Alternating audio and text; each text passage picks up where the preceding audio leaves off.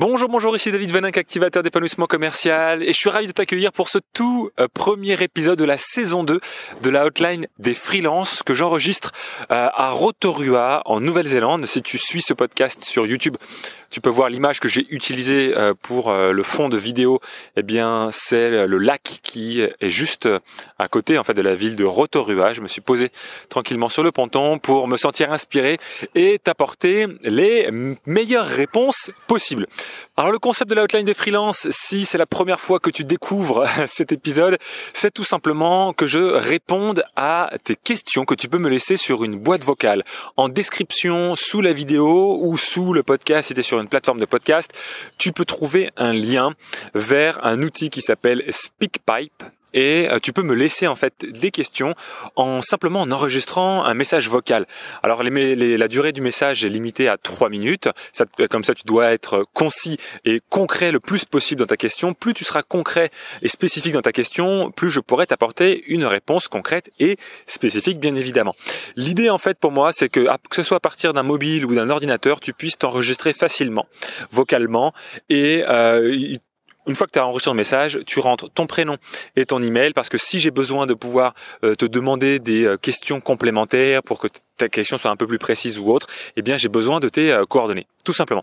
L'idée en fait c'est que une fois par semaine, ça c'est ce que je souhaite mettre en place, comme ce que j'avais fait dans la première saison. La première saison était en live, là étant donné que je suis en voyage parce que je suis en tour du monde avec ma famille depuis le 25 juin 2018 et ce jusqu'au 25 mai 2019. On développe l'entreprise tout en voyageant, on n'est pas en vacances puisqu'en fait l'idée pour nous c'est simplement de vivre ailleurs. Le concept de ce projet c'est de voyager en famille, de grandir ensemble en famille autour du monde, tout en développant donc notre activité, puisque c'est notre activité qui permet de voyager, tout simplement. Et donc l'idée, c'est que je ne pourrai pas faire des épisodes en live comme je le faisais dans la saison 1. Ce seront des épisodes comme celui que tu es en train d'écouter, au format audio et ou vidéo, ça dépendra des fois, avec un rythme que j'aimerais atteindre d'un par semaine, un épisode par semaine, mais ça dépendra du volume de questions que je vais recevoir. Donc si tu souhaites avoir le plus d'épisodes possible, je t'invite vraiment à te sentir libre d'utiliser la hotline des freelances. Encore une fois, le lien est en description pour me poser toutes tes questions. Alors il y en a déjà eu quelques-unes qui ont été posées sur le répondeur, je vais pas toutes les répondre dans ce premier épisode, mais dans les épisodes qui vont venir, on va voir comment se faire connaître sans s'afficher partout. On m'a posé la question, si je devais recommencer mon business de zéro ou me lancer dans une autre voie, qu'est-ce que je ferais? Est-ce qu'il vaut mieux vendre une offre one shot ou une offre à abonnement? Quelle stratégie utiliser pour vendre une offre haut de gamme? Il y a plein de questions qu'on m'a posées, des questions également sur de la prospection en réseau, c'est-à-dire quelle est la meilleure posture, ça on va en parler dans cet épisode. Il y a également une question de Fabien qu'on va répondre aujourd'hui. Fabien, c'est un passionné qui aime découvrir en fait plein de choses. Il aime apprendre sans forcément aller en profondeur, c'est-à-dire qu'il aime découvrir mais sans rentrer en spécifique sur un seul sujet et il a beaucoup de mal à savoir qu'est-ce qu'il peut lancer comme activité. Eh bien, on va répondre à cette question-là également dans cet épisode. Et toutes les questions que je ne vais pas traiter aujourd'hui, je les traiterai dans les prochains épisodes. Donc ce que je te propose, c'est qu'on écoute tout de suite la question de Fabien. Bonjour David, écoute, je trouve que ton idée est vraiment magnifique de pouvoir proposer aux gens de ta liste de pouvoir poser des questions. Je vais m'en inspirer, c'est vraiment génial. Alors voilà, moi ma question c'est que je pense que je dois pas être dans ce cas-là. Je suis quelqu'un qui est très curieux, qui a plein d'idées, qui est expert dans rien, mais qui touche un peu à tout. Qui peut-être on est toujours expert pour quelqu'un, j'ai bien entendu, on a toujours un peu de compétences qui peuvent aider d'autres personnes. Mais moi, pour l'instant, mon point de blocage, il est, je sais pas quoi choisir et il y a rien moi, ce qui me passionne justement, c'est de découvrir les choses et pas d'aller en profondeur. Du coup, je connais plein de choses dans plein de domaines et je peux aider un peu les gens dans plein de domaines, mais j'ai pas vraiment une expertise et je sais pas me positionner. C'est un peu confus dans ma tête. Donc, si tu as un exercice ou des clés qui permettent d'avancer là-dessus, ça serait vraiment génial parce que tout le reste de ce que tu offres est fabuleux et je pourrais vraiment en tirer parti et acheter tes formations pour aller plus loin. Mais en bloquant sur le produit, sur ce que je peux offrir avec tout ce que je sais, mais dans plein de choses différentes, ça va de la permaculture à la physique quantique, à la gestion des émotions, à vraiment, vraiment, tous les domaines m'intéressent, quoi. Et j'ai creusé pas mal de domaines. Donc voilà, mon problématique, elle est là. Donc si tu as une réponse pour ça, bah, ça serait vraiment génial. Voilà. Alors je te souhaite un super voyage à toi et à ta famille. À bientôt. Alors Fabien, si je comprends bien ta question, c'est de savoir comment finalement choisir parmi tout ça. Eh bien, déjà en fait, la première chose, c'est que moi quand j'entends tout ce dont tu me parles, la permaculture, la physique quantique, tout ça, finalement, ce sont des sujets, d'accord ? Les sujets que toi tu connais, les sujets de ton expertise, les choses qui toi t'intéressent. Et pour savoir finalement quoi choisir pour aider nos clients, qu'est-ce qu'on peut choisir dans tout notre parcours, dans toutes nos connaissances pour développer une activité, il faut en fait changer d'état d'esprit, c'est-à-dire qu'il faut switcher du mode ce que je sais faire, là tout ce dont tu me parles, c'est ce que tu sais faire. Tu connais la permaculture, tu maîtrises la physique quantique, tu maîtrises le sujet A, tu maîtrises le sujet B. Mais moi, si on reste focalisé là-dessus, c'est bien difficile, c'est très compliqué de savoir quoi créer. Si imagine tu veux lancer une formation, sur la permaculture. Si on se pose la question de cette façon-là, tiens, qu'est-ce que je pourrais lancer autour de la permaculture ? C'est extrêmement compliqué parce que la plupart des sujets sont extrêmement vastes. C'est comme si je disais, tiens, je voudrais lancer une formation sur la photographie, qu'est-ce que je pourrais faire ? Là, il y a plein de choix et du coup, on est figé parce qu'effectivement, on ne sait pas dans quelle direction aller. Pour trouver une solution par rapport à ça et pour ne plus être bloqué dans ce sens-là, il faut donc switcher du mode ce que je sais faire et passer au mode ce que j'apporte à mes clients. La vraie question à se poser, c'est quels sont les problèmes que tu aides tes clients, que tu peux aider tes clients potentiels à résoudre grâce à ce que tu sais. Donc, si on prend le sujet de la permaculture, c'est aujourd'hui, quels sont les problèmes que rencontrent tes clients potentiels au travers de la permaculture ? Ou alors, quels sont les problèmes que tu peux aider tes clients potentiels à résoudre grâce à la permaculture ? L'idée, c'est de te poser la question, quelle transformation tu pourras l'apporter ? Quels résultats concrets est-ce qu'ils peuvent obtenir grâce à toi ? Par exemple, je sais pas si c'est pertinent, mais c'est juste pour l'exemple. Si tu te dis, tiens, j'aimerais aider les entrepreneurs qui aujourd'hui ont du mal, à développer leur activité. Et que tu sais, par exemple, que la physique quantique est une méthode qui n'est pas forcément utilisée par les entrepreneurs, mais qui pourtant, s'ils utilisaient alors j'y connais rien, ça se trouve c'est complètement bidon ce que je dis, mais c'est pour l'exemple, j'espère que cet exemple sera parlant. Si toi tu sais que en utilisant la physique quantique d'une certaine façon, ça peut aider les entrepreneurs à résoudre un problème spécifique, eh bien à ce moment-là, tu peux savoir dans quelle direction aller. Tu dis ok, moi mon sujet de prédilection, ce que je maîtrise, c'est la physique quantique, mais en réalité le vrai sujet, c'est le problème que tu vas aider les entrepreneurs à résoudre grâce à ta connaissance. Donc la question que je t'invite à te poser, c'est pas à te demander tout ce que tu sais, ce que tu aimes, etc. C'est tout ce que tu connais, ce que tu aimes, à quoi ça peut servir ? Qu'est-ce que ça peut apporter comme résultat concret, comme transformation à des clients potentiels ? Ok ? Parce que quand tu vas passer du mode de ce que je sais faire à ce que j'apporte à mes clients, ce sera beaucoup plus clair. Si tu te dis, ok, moi ça y est maintenant, je sais que je veux aider, par exemple, mes clients potentiels qui sont, je sais pas moi, des pères de famille qui ont le sentiment de, de pas respecter leurs valeurs d'écologie, leurs valeurs de respect de la planète, ce genre de choses au travers de leur consommation, à consommer en conscience et à faire en sorte finalement de trouver des solutions pour produire eux-mêmes. À ce moment-là, effectivement, ta connaissance de la permaculture peut peut-être t'aider dans cette direction-là. Ok ? Le problème que tu résoudrais, si tu choisissais ça, ce serait simplement te dire, ok, j'aide les papas. Alors je prends l'exemple des papas parce que c'est toujours intéressant de prendre une cible précise. Moi, je suis un papa, donc c'est pour ça que ça m'est venu naturellement.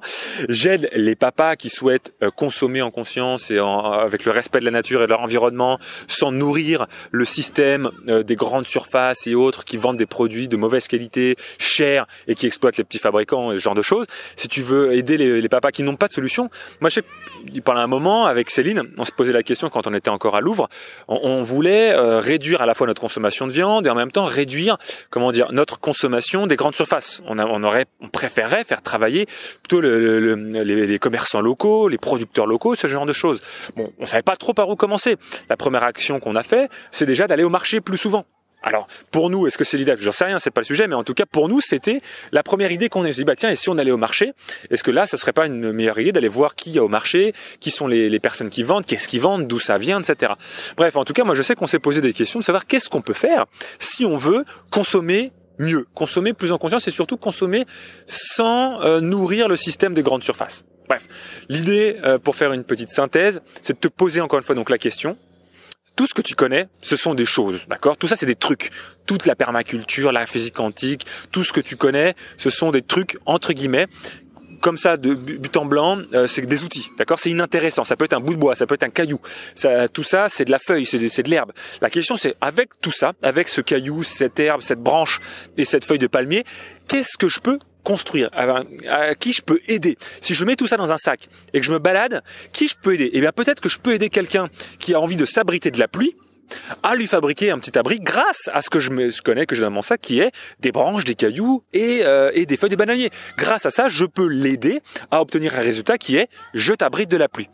Donc la question, c'est toute ta boîte à outils que tu as là, elle est super, mais elle va être vraiment géniale à une seule condition, c'est qu'elle serve à apporter un résultat concret à une audience spécifique. Et finalement, si tu t'intéresses à plein de choses sans rentrer en profondeur, c'est pas si grave que ça en réalité. Parce que si tu as tu as plusieurs cordes à ton arc, tu as plusieurs sujets. La seule vraie question, tout ce qui va donner du sens à cette, à cette diversité, c'est de te dire, j'apporte une solution à une problématique spécifique. Tu peux avoir finalement, de la diversité dans tes connaissances et maîtriser plusieurs sujets.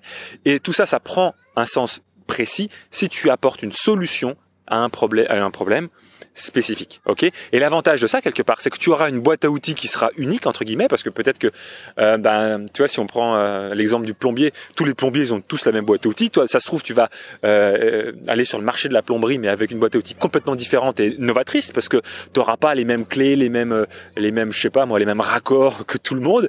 Toi, tu te seras rendu compte, tu auras trouvé des solutions différentes parce que tu utiliseras des outils différents. Et bien voilà, ça peut être une solution pour pouvoir trouver finalement une activité vers laquelle se lancer. Voilà, j'espère que ça t'aide. Si tu as besoin de compléments de réponse, s'il y a besoin de précision ou de revenir sur certains sujets, eh bien, tu le sais, il y a le lien sous la vidéo pour me laisser un nouveau message sur la hotline de la freelance. La hotline de la freelance. La hotline des freelances. Sans transition, on passe au message de Sylvain. Donc bonjour David, je m'appelle Sylvain, je suis consultant en management qualité, en freelance. Et j'aurais une question concernant le démarchage dans des soirées particulières comme rencontres entre professionnels. Et j'aimerais savoir un peu quelle serait la posture idéale pour aller vers les gens et déclencher une discussion et aller petit à petit vers ce que je fais et me faire connaître en fait. Voilà. Merci pour ton travail, c'est vraiment très intéressant et j'espère à bientôt. Alors Sylvain, tu me fais plaisir en posant cette question, parce qu'autant je suis passionné par le web et les stratégies web marketing, autant je suis passionné également par les relations en face à face et finalement par tout ce qui touche au réseau et à comment est-ce qu'on développe son activité, comment on va faire en sorte d'aller vers les autres sans faire comme ce que tout le monde fait. Effectivement, moi j'ai fait beaucoup de réseaux, alors là c'est plus le cas évidemment durant le voyage, mais avant de partir, eh bien je participais aussi bien à des déjeuners d'affaires, tu sais, du type BNI, qu'à des soirées d'entrepreneurs ou ce genre de choses. Effectivement, il n'y a rien de pire que de voir quelqu'un arriver comme quelqu'un qui vient demander. J'ai rien de pire que de sentir un petit peu ce que j'appelle des piques-assiettes, c'est-à-dire des gens qui viennent absolument pour trouver des clients et qui sont là uniquement pour développer leur business. Ils sont un peu sur l'écrou, ils ont qu'une envie, c'est de distribuer leur carte de visite et ça apporte rien à personne. Alors, moi, j'ai une vision bien particulière du réseau. Je crois que quand je veux faire du réseau, mon objectif, c'est pas de décrocher des rendez-vous. C'est pas d'obtenir des clients. Ça, c'est le résultat que j'obtiendrai si j'aborde les gens de la bonne façon, si j'ai une stratégie réseau différente des autres. Et d'ailleurs, pour illustrer ce concept, avec mon meilleur ami Maxence, qui a une agence de portage salarial, et un jour, on avait organisé une soirée réseau et on avait imaginé un jeu. On s'est dit, tiens, pour faire bien comprendre la posture dans laquelle il faut aborder les gens lors des soirées réseau, on a imaginé un jeu. Je vais te partager ce jeu, tout ce qu'on a regardé, pour essayer de répondre à ta question et tu me diras si ça t'éclaire. Le jeu se passait en 2 temps. En fait, on avait affiché au mur différents types de profils. On avait mis par exemple directeur financier d'une PME, directeur financier d'un grand compte, directeur informatique dans le domaine X, directeur informatique dans le domaine Y, indépendant, particulier. On avait mis en fait différents types de entre guillemets contacts que les gens peuvent avoir dans leur réseau. Ok ? Alors il y en avait, je sais plus, peut-être une quinzaine, une vingtaine, je sais plus, de différentes sortes de cibles potentielles. Et donc on a dit aux gens, voilà, vous avez 2 post-it. Chacun vous avez plein de post-it de 2 couleurs différentes. Vous avez des post-it jaunes et des post-it violets. La première manche, entre guillemets, le premier tour, vous allez prendre vos post-it jaunes qui sont en fait les gens que vous avez dans votre réseau. Et ce qu'on aimerait, c'est que vous alliez mettre sur les différentes feuilles un post-it jaune quand dans votre réseau, vous avez quelqu'un qui correspond à ça. Donc si moi, par exemple, j'ai dans mon réseau un ou plusieurs directeurs financiers de grands groupes, je vais mettre un post-it jaune avec mon prénom, d'accord ? Mon prénom est marqué dessus. J'ai des n'importe quoi. J'ai des directeurs financiers de grands groupes dans mon réseau. Ensuite, si j'ai des entrepreneurs dans mon réseau, je vais aller sur la feuille entrepreneur et je vais poser un post-it jaune avec mon prénom en disant voilà, j'ai des entrepreneurs dans mon réseau. Ça, c'est le premier tour. C'est-à-dire que chacun va exposer qui il a dans son réseau. Ensuite, on va mettre des post-it violets pour voir et pour indiquer qui je recherche. Dans un deuxième temps, on va mettre quel type de cible je recherche. Peut-être que moi, je recherche une cible qui sont les directeurs d'usine. D'accord ? Eh bien, je vais mettre sur la feuille directeur d'usine un post-it violet avec mon prénom pour dire je recherche directeur d'usine. Et là, l'idée, ça va être quoi ensuite ? Dans un troisième temps, ce qu'on va demander, c'est pas à ceux qui ont posé les post-it violets d'aller regarder les post-it jaunes pour dire tiens, j'ai vu que tu as dans ton réseau des directeurs d'usine, ça m'intéresse. Non, on va pas regarder nos post-it violets, on va s'intéresser aux post-it jaunes. On va aller voir les post-it jaunes que l'on a mis pour voir les gens qu'on a dans notre réseau et on va regarder qui est intéressé par ce type de profil. Et ce que l'on va faire, c'est qu'on va aller voir cette personne-là pour lui dire j'ai vu que tu recherches tel type de profil, j'en ai dans mon réseau, est-ce que tu peux m'en dire un petit peu plus sur ton activité, comment est-ce que je peux t'aider ? Eh bien voilà, ça symbolise un petit peu pour moi la posture idéale dans laquelle on doit se trouver, c'est-à-dire on doit se positionner en tant qu'offreur, on doit s'intéresser à l'autre en se posant la question comment est-ce que je peux l'aider ? Qu'est-ce que moi, que ce soit au travers de mes compétences, de mon réseau, de mes idées, de mon enthousiasme, de mon énergie, de ma joie, peu importe, qu'est-ce que je peux lui apporter à cette personne-là ? Et donc d'aller voir quelqu'un en disant, alors là c'est dans le cadre d'un jeu, c'était formalisé, c'était structuré, donc c'était plus facile, et les gens se sont rendus compte à quel point c'était puissant d'aller voir quelqu'un en lui disant tiens, j'ai vu que tu cherches ça, comment je peux t'aider ?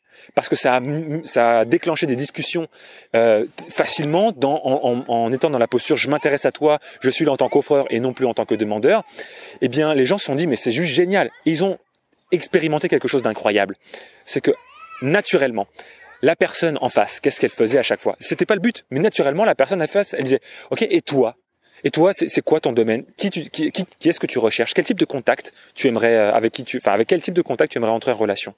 Ça, c'est la réciprocité. C'est un processus humain naturel. Il y a Robert Cialdini qui en parle énormément dans un livre qui s'appelle Influence et manipulation. C'est pas le but du jeu, mais c'est juste pour exposer le principe. On est tous comme ça. On est tous comme ça dans le sens où quand quelqu'un fait quelque chose pour nous, naturellement, entre guillemets, on se sent un petit peu redevable et on a envie de lui renvoyer l'ascenseur, de lui renvoyer l'appareil. Souvent, et surtout dans la culture française, on a ce besoin de se dire ok, quelqu'un me fait un cadeau, et il faudra que moi je lui fasse un cadeau en retour. C'est pas comme ça dans toutes les cultures. On parlait avec des gens qu'on a rencontrés qui sont des Français qui ont expatrié depuis 4 ans en Nouvelle-Calédonie et c'est pas du tout comme ça. En Nouvelle-Calédonie, eh bien il y a aucune attente. Mais en France, souvent, eh bien il y a un petit peu cette attente c'est pas cette attente de retour parce que les gens n'attendent pas un retour, mais quelqu'un qui donne a le sentiment d'avoir besoin de faire un retour, ce qui n'est pas forcément le cas. Peu importe. Donc, Sylvain, pour répondre à ta question, la meilleure posture, c'est d'aller voir les gens en leur posant des questions pour, premièrement, découvrir qui ils sont, dans quel domaine ils sont, qu'est-ce qui les intéresse, pourquoi est-ce qu'ils sont venus aujourd'hui. Moi, c'est des questions que j'aime beaucoup, c'est de dire, tiens, qu'est-ce que tu es venu chercher aujourd'hui dans cette soirée réseau ? Quel type de contact, avec quel type de contact tu aimerais être mis en relation ? Si ce soir, tu devais repartir avec 3 mises en relation, c'est quel type de contact que tu aimerais obtenir ? Tiens, peut-être que dans mon réseau, j'ai des gens qui peuvent t'intéresser. Est-ce que tu peux m'expliquer un petit peu ce que tu fais comme métier ? Ok. Et de vraiment leur poser des questions. D'accord. Qui sont tes clients ? Qu'est-ce que tu leur apportes ? Et est-ce que ça, c'est quelque chose qui serait intéressant pour toi ? Voilà, c'est de te poser des questions pour vraiment comprendre ce que fait la personne et voir en quoi tu peux lui être utile. Et on peut directement poser la question comme ça. Alors, il faut juste faire attention à la façon de la formuler. Quand on dit, tiens, en quoi je peux être utile, ne pas que la personne comprenne, tiens, j'ai envie de te vendre un truc, tu vois, qu'est-ce que je peux te vendre? C'est pas ça l'idée. L'idée, c'est de se dire, tiens, alors si je comprends bien, toi, tu cherches tel type de contact, ou tu as besoin d'être mis en relation, alors peut-être avec un associé potentiel, avec toi, parce que tout le monde ne cherche pas forcément des clients, des gens qui cherchent à résoudre des problèmes aussi.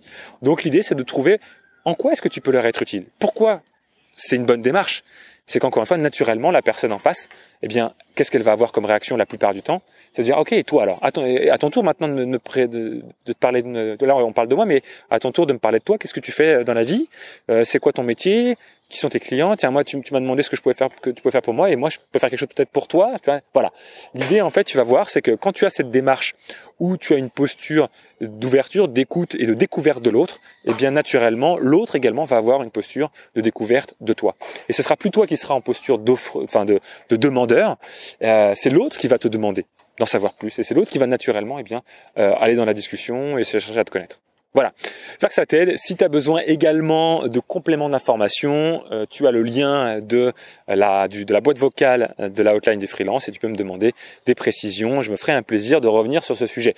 Voilà, pour toutes et ceux qui ont laissé un message mais qui n'ont pas encore eu de réponse, déjà merci pour votre participation. C'est grâce à vos questions que je pourrai continuer à produire des épisodes pour la hotline des freelances, pour t'aider à développer ton activité, à t'épanouir commercialement de plus en plus. Il y a déjà un épisode de prévu pour la semaine prochaine, donc je te donne rendez-vous la semaine prochaine pour le 2e épisode de la hotline des freelances. J'ai pas encore sélectionné, je sais qu'il y en aura un parce que il y a suffisamment de questions pour pouvoir les traiter, mais je ne sais pas encore lesquelles je vais traiter. Il y a certaines questions pour lesquelles j'ai demandé des précisions, des éléments plus concrets pour apporter une réponse plus spécifique. Donc je suis en attente également d'éléments de réponse en retour pour créer des épisodes les plus intéressants possibles. Tu es libre de me laisser ce que tu en penses en commentaire, soit sur YouTube, soit sur les autres plateformes, ce que tu en penses, ce que tu as pensé de cet épisode. Et même si c'est pas toi qui as posé la question et que tu veux des compléments d'information sur le sujet dont on a traité aujourd'hui, sens-toi libre de me les demander. J'ai hâte de te parler la semaine prochaine et d'ici là, comme d'habitude, ose, sois toi-même et réalise-toi pleinement chaque jour.